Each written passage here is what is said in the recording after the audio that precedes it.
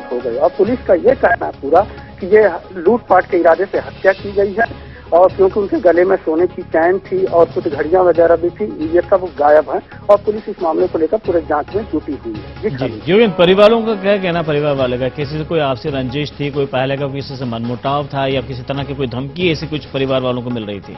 नहीं, देखिए परिवार वालों का ये कहना कि हमारे समझ में ही नहीं आ रहा, वो इतने ऐसे सीधे आदमी थे कि उनके किसी के साथ मतलब कोई रंजिश नहीं थी, उनकी जानकारी के मुताबिक कोई रंजिश नहीं थी। लेकिन ये तो केवल बेरियल का मैं आपको मामला बता दूं, इससे पहले भी 2-3 बार वहाँ गोलीकांड हो चुकी है जी। तो वो ऐसा सुनसान इलाका है जहाँ पर कि एक ढलान पड़ती है और नदी पड़ती है, एक सीधा रोड है, और रात के समय वहाँ ये दूसरी या तीसरी घटना है जहाँ पे अपराधियों ने इस केस को अंजाम दिया है। जी खाली योगेंद्र, बहुत बहुत शुक्रिया इस पूरी जानकारी के लिए।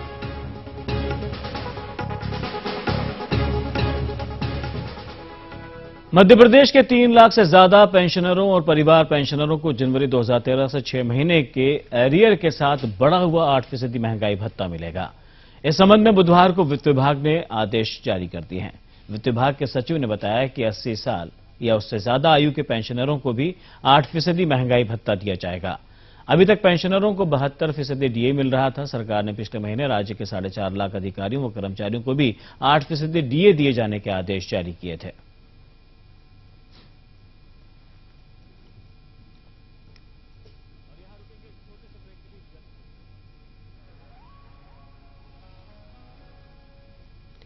और यहां रुकेंगे एक छोटे से ब्रेक के लिए, जल्द हाजिर होते हैं।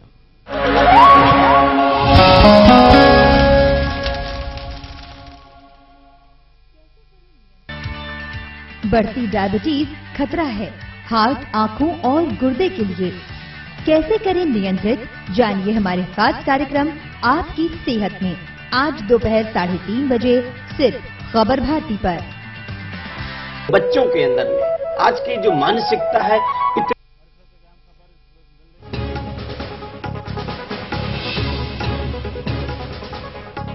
और इस वक्त की अहम खबर मिल रही भोपाल से, आपको बताते हैं जब मध्य प्रदेश विधानसभा का मानसून सत्र चल रहा है। मानसून का चौथा दिन है, सदन की कार्रवाई जारी है।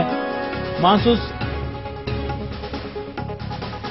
तो आपको बता दें कि इस वक्त अहम खबर इस वक्त भोपाल से मिल रही है, जहां पर मध्य प्रदेश विधानसभा का मानसून सत्र चल रहा था, जिसे अनिश्चितकाल के लिए स्थगित किया गया। बता दें सदन की कार्रवाई फिलहाल स्थगित कर दी गई है। अविश्वास प्रस्ताव पर चर्चा होना थी और चर्चा के दौरान कांग्रेसी विधायकों ने हंगामा भी किया। नेता प्रतिपक्ष अजय सिंह का हालांकि ये बयान था कि अंत तक अविश्वास प्रस्ताव पर डटे रहेंगे, लेकिन फिलहाल आपको बता दें कि ये कार्रवाई स्थगित हो चुकी है, अनिश्चितकाल के लिए स्थगित हो चुकी है।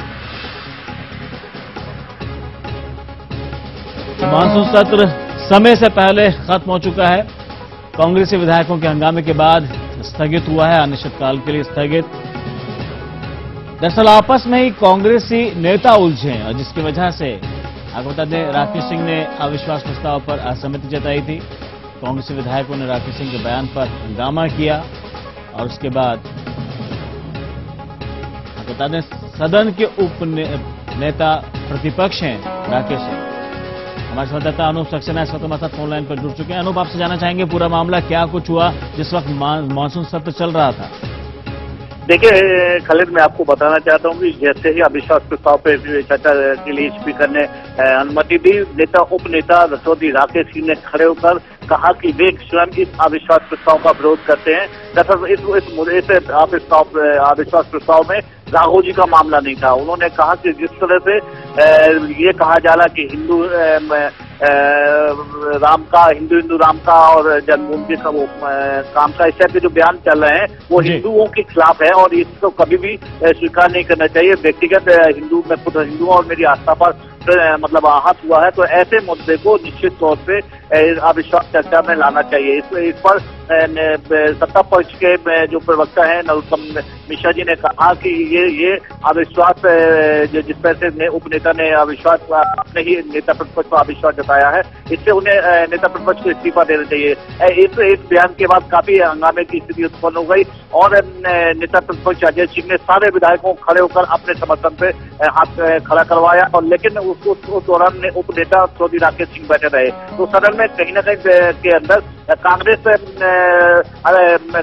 के विधायकों के बीच में चौधरी राकेश सिंह अलग थलग पड़ गए। उसके बाद आधा घंटे के लिए सदन को स्थगित कर दिया। जब दूसरी बार सदन शुरुआत हुई तो हंगामे की स्थिति, कांग्रेस ने फिर से हंगामा शुरू कर दिया और ये स्थिति रही कि